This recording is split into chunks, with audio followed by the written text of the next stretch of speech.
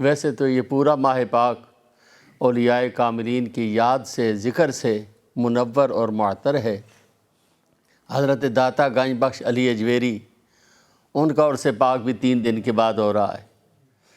حضرت مجدد الفسانی شیر ربانی شیخ احمد سرہندی رحمۃ اللہ علیہ، آپ کا عرس پاک۔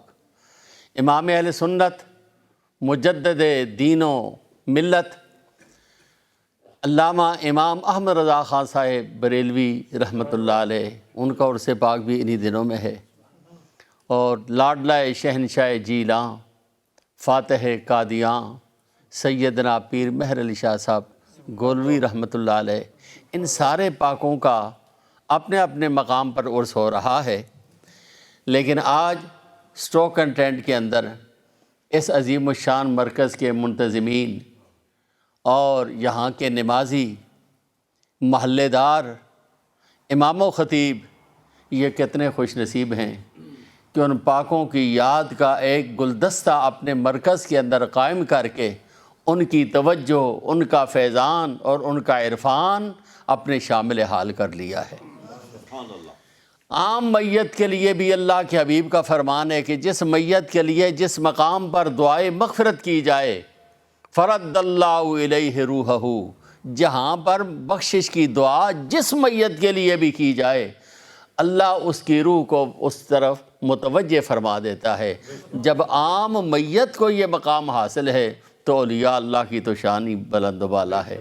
الحمدللہ میرا ایمان ہے، عقیدہ ہے، آج ان تمام اولیاء کاملین کی توجہ، ان کی عنایت الحمدللہ اس عظیم الشان مرکز کے اندر جو اہل ایمان موجود ہیں ان کی طرف شامل ہوگی، فیضان پائیں گے اور ان پاکوں کا عرفان حاصل کریں گے۔ بہت جلدی انشاءاللہ جانشین حضور شیخ العالم علامہ پیر محمد نور العارفین صاحب تشریف لانے والے ہیں، انہی کا بیان ہوگا۔ انشاءاللہ بیان سنیں گے، خوشی ہوگی، روحانی کیفیات محسوس فرمائیں گے۔ جتنے جلدی آپ پہنچتے ہیں میں گفتگو کو اتنے جلدی مکمل کر دوں گا۔ ان کے آنے تک میں حضور تاجدار گولڑا سیدنا پیر مہر علی شاہ صاحب رحمۃ اللہ علیہ آپ کے حضور گلہائے محبت پیش کرتا ہوں۔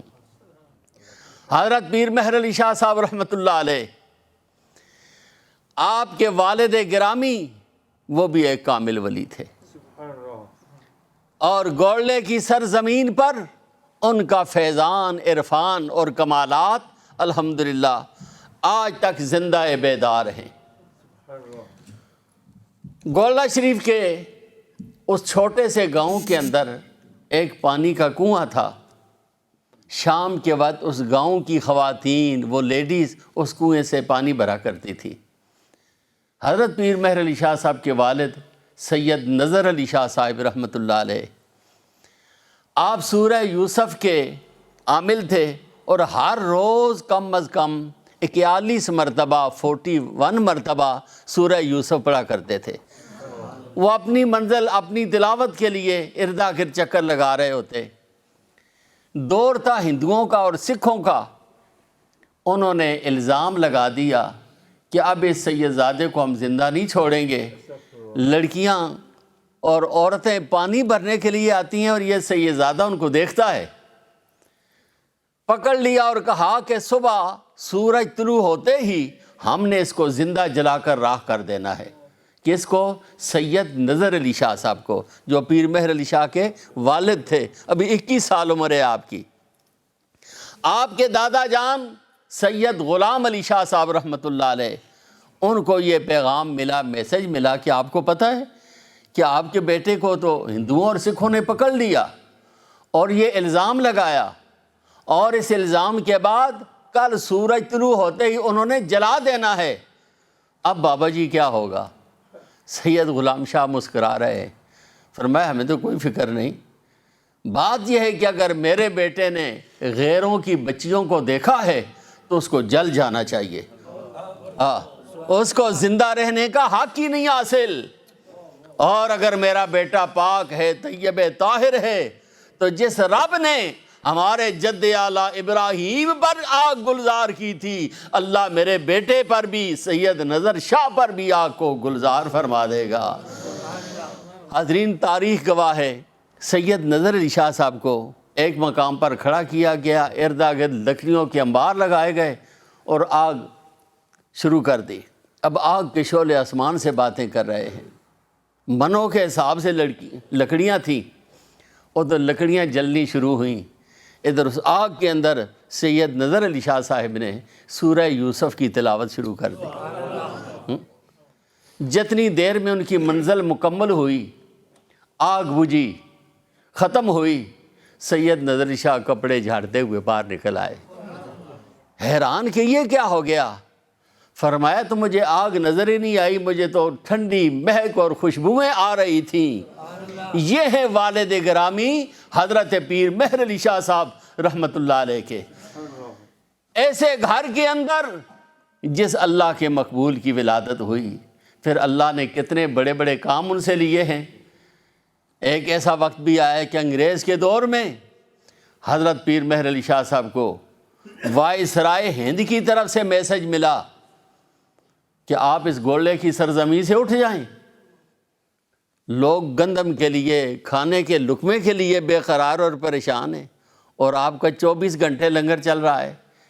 یہ کچھ چلاکی ہے، نہ جانے یہ کہاں سے آپ نے یہ چکر چلائے، وہ آپ اٹھ جائیں۔ لیٹر ملا، حضرت پیر مہر علی شاہ صاحب رحمۃ اللہ علیہ نے لیٹر پڑھا اور ایک رکا لکھا، خادم سے کہا کہ یہ میں رکا لکھ رہا ہوں حضور کس کے لیے؟ فرمایا حضرت غوث پاک پیران پیر کو رکا لکھ رہا ہوں، کہہ دو سبحان اللہ۔ یا حضرت یہ غوث پاک کو رکا پہنچے گا کیسے؟ فرمایا یہ جو قریب پانی کا کٹھا ہے نا، اس کے اندر اس پرچی کو پھینک دینا اور یہ پرچی میرے غوث پاک شاہ جیلاں تک پہنچ جائے گی۔ اس پرچی کے اندر لکھا کیا ہے؟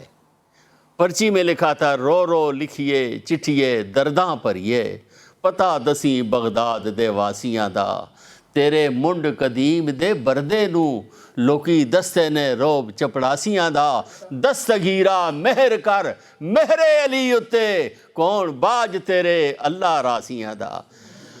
وہ وائسرائے ہند جو آپ کو اٹھانے کے لیے کوشاں تھا، گھوڑے سے نکلا، گھوڑے پر سوار تھا، اچانک اس گھوڑے نے دوڑنا شروع کر دیا، رکاب کے اندر اس کا پاؤں پھنس گیا، زمین پر گھسیٹتے گھسیٹتے اس کی جان نکل گئی۔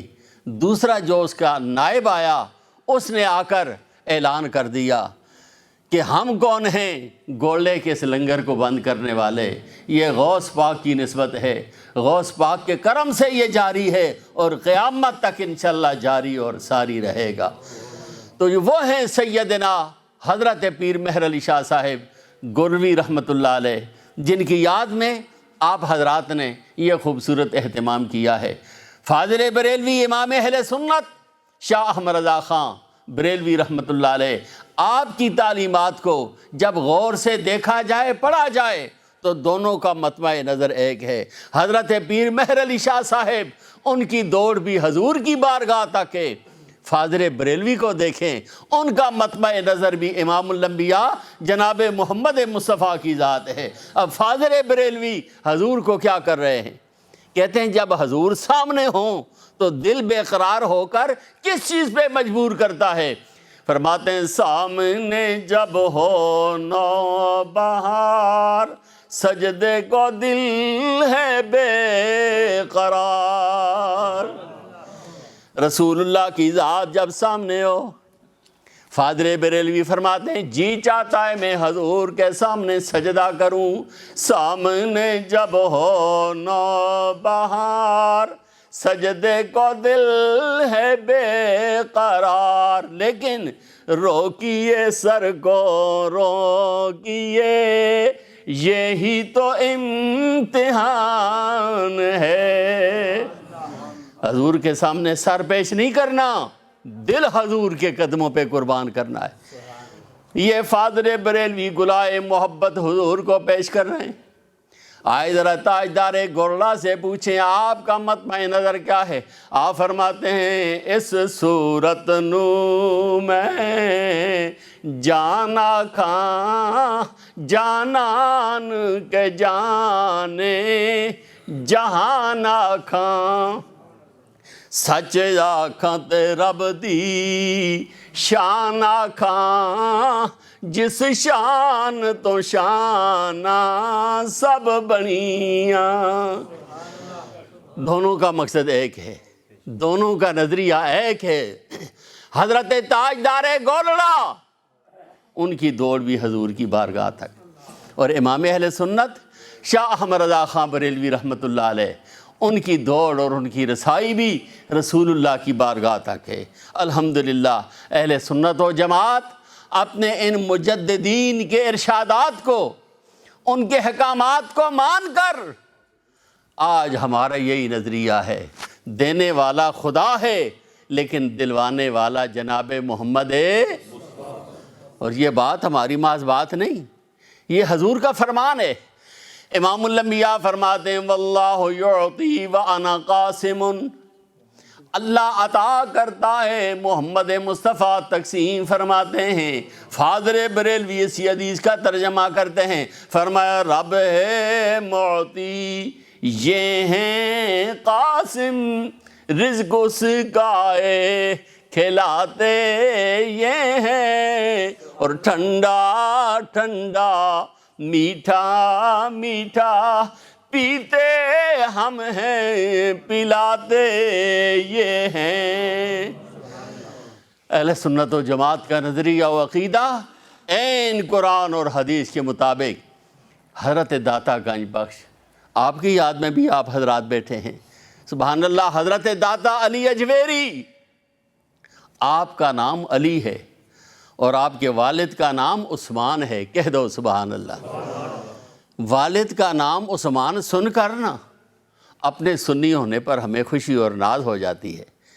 کئی بدعقیدہ لوگوں نے داتا علی کو اپنی طرف منسوب کیا، بھائی وہ کسی کے نہیں ہیں، وہ صرف اور صرف اہل سنت کے امام ہیں۔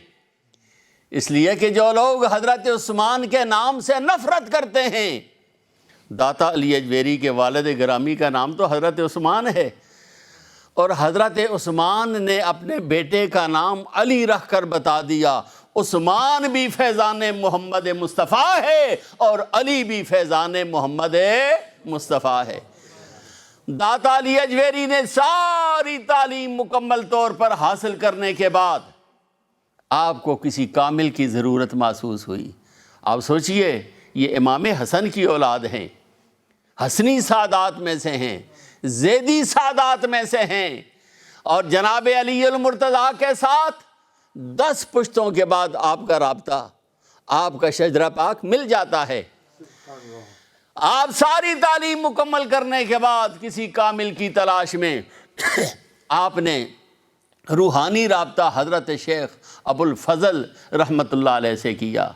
حضرت ابو الفضل، حضرت ابو سعید، یہ بہت بڑی ہستی ہیں، حضرت داتا صاحب کے پیر ہیں، اور وہ فرمایا کرتے تھے کہ اللہ رب العزت نے میرے پیر ابو الفضل کو یہ مقام دیا ہے کہ جب بھی نماز پڑھیں، نماز کا سلام اس وقت تک پھیرتے نہیں جب تک حالت نماز میں انہیں اللہ کا جلوہ نصیب نہ ہو جائے، اور نماز کے اندر جب حالت قعدہ میں جب وہ درود و سلام پڑھتے ہیں اس وقت تک سلام نہیں پھیرتے جب تک حالت نماز، حالت قعدہ کے اندر انہیں رسول اللہ کی زیارت نصیب نہ ہو جائے۔ سٹروک والو، آج آپ حضرات نے فاضل بریلوی کا دن بھی منایا، امام اہل سنت شاہ احمد رضا خان بریلوی کا دن، حضور تاجدار گورلا کا دن، داتا گنج بخش علی اجویری کا دن۔ اللہ اکبر، آپ کی شان، آپ کی عظمت علامہ اقبال کے اس کلام سے سمجھیے کہ اقبال نے کیا فرمایا کہ داتا علی اجویری کون ہیں۔ فرمایا سید حجویر مخدوم امم اور مرقد او پیر سنجر را حرم۔ داتا علی اجویری کون ہیں؟ حجویر کے سید ہیں اور مخدوم امم حضور کی امت کے مخدوم ہیں، اور مرقد او اور آپ کی قبر پاک پیر سنجر را حرم۔ پیر سنجر کون ہے؟ خواجہ غریب نواز ہیں۔ فرمایا خواجہ غریب نواز کے لیے جو جگہ حرم کا مقام اور حیثیت رکھتی ہے وہ تربت انور ہے حضرت داتا علی اجویری رحمۃ اللہ علیہ کی۔ آپ جب اس لاہور میں تشریف لائے نا، ماشاءاللہ علامہ مفتی محمد نذیر نقشبندی صاحب نے تو زندگی کا بیشتر حصہ لاہور میں گزارا، میں نے بھی تعلیم کے 2 سال لاہور میں گزارے، اور الحمدللہ اکثر ہر جمعرات داتا صاحب کے قدموں میں گزرا کرتی تھی۔ داتا صاحب کا فیضان و عرفان، یقیناً کوئی خلوص سے جائے سلام عرض کرے، اس کا دل گواہی دیتا ہے کہ میں رسول اللہ کے موجہ شریف کے سامنے حاضر ہوں۔ داتا صاحب کا حضور کے ساتھ تعلق ہی ایسا ہے، حضور کے ساتھ ربط ہی ایسا ہے، یقیناً بہت بڑا مقام ہے۔ جب آپ لاہور کی سرزمین پر پہنچے تو صد اغیار کا قبضہ تھا۔ حضرت داتا علی اجویری بیٹھ کر راوی کے کنارے پر اللہ اللہ شروع کر دیتے ہیں۔ آج بھی راوی کے کنارے پر ہی، اب راوی خود بخود جگہ چھوڑتا جا رہا ہے مخلوق خدا کے لیے، اس لیے کہ اللہ کے ولیوں کا ایک تصرف ہے، اللہ کے ولیوں کی ایک عطا ہے۔ لیکن لاہور جانے والے ان سب کو یہ 2 مقامات ضرور نظر سے گزرتے ہیں، 2 بڑے بلند و بالا مینار والے روزے، ایک راوی سے اس جانب ہے گجرانوالے کی طرف، اور دوسرا راوی سے پار لاہور شہر کے اندر۔ دونوں بڑی شان والے مقبرے بظاہر نظر آتے ہیں، لیکن ایک مقبرہ وہ ہے وہاں جاؤ تو بالکل ویرانی ہے، اجڑے ہوئے ہیں، اور میں نے خود وہاں پر یہ شعر لکھا ہوا دیکھا، بر مزار ما غریباں نے چراغے نے گلے۔ حالانکہ وہ وقت کا بادشاہ تھا، مغلیہ دور کا شہنشاہ گزرا ہے، لیکن قبر پر شعر کیا ہے کہ مجھ غریب کے مزار پر نے چراغے نے گلے، نہ چراغ ہے نہ بلبل ہے۔ اللہ اکبر۔ نے پرے پروانہ سوزد نے صدائے بلبلے، نہ ہی کوئی پروانے چہک رہے ہیں نہ بلبلوں کی صدا کی آواز آ رہی ہے، ایک ویرانہ ہے، ایک تباہی ہے۔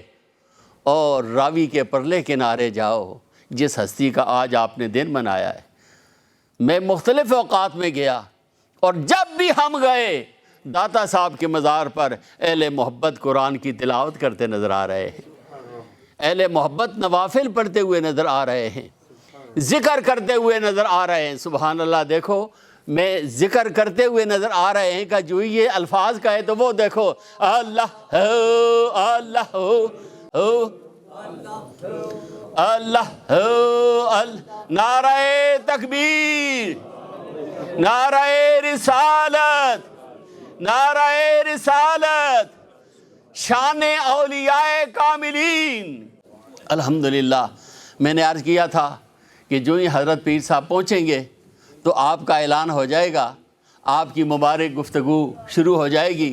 الحمدللہ، آپ نے جو وقت ارشاد فرمایا تھا آپ اپنے اسی وقت کے مطابق تشریف لا چکے ہیں، جلوہ افروز ہو چکے ہیں۔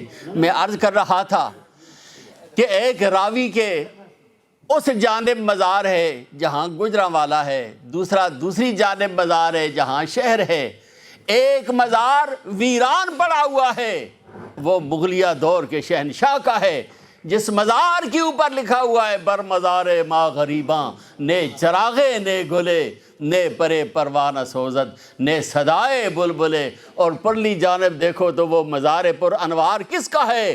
گنج بخش فیض عالم، مظہر نور خدا، ناقص آرا پیر کامل، کامل آرا رہنما۔ تو الحمدللہ آج 4 ہستیوں کی یاد میں اور آپ حضرات بیٹھے ہیں، اور جس شخصیت کو الحمدللہ گفتگو کے لیے بلایا گیا، پتہ چلتا ہے یہ 4 نہیں بلکہ کئی ہزار کا فیضان سینے میں لے کر بیٹھے ہوئے ہیں۔ جانشین حضور شیخ العالم حضرت پیر محمد نور العارفین صاحب، صدیقی سجادہ نشین آستانہ عالیہ نیریاں شریف، یقیناً اولاد اپنے باپ کی ہی ہم شکل ہوتی ہے، لیکن باپ کا ہم شکل ہونا یہ اتنی بڑی بات نہیں۔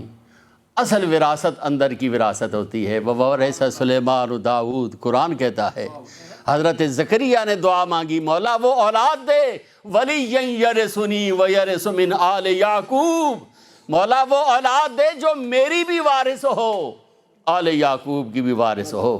نہ جانے سرکار غزنوی نے، نہ جانے حضرت پیر علاء الدین صدیقی رحمت اللہ علیہ نے کس وقت تنہائی میں دعا مانگی ہوگی، مولا وہ فرزند دے جو ہمارے مشن کا وارث ہو۔ الحمدللہ جب ہم بیان سنتے ہیں، مجلس میں بیٹھتے ہیں، پتہ چلتا ہے کسی باپ کا وارث بیٹا بول رہا ہے۔ کچھ لوگ پریشان تھے حضور شیخ العالم کے وصال کے بعد درس مثنوی کا کیا بنے گا، پر الحمدللہ ٹی وی بھی قائم ہے، میلاد پاک کا مرکزی جلوس بھی قائم ہے، غرباء کی خدمت کے لیے ٹرسٹ بھی قائم ہے، اور الحمدللہ درس مثنوی جس شان سے جا رہا ہے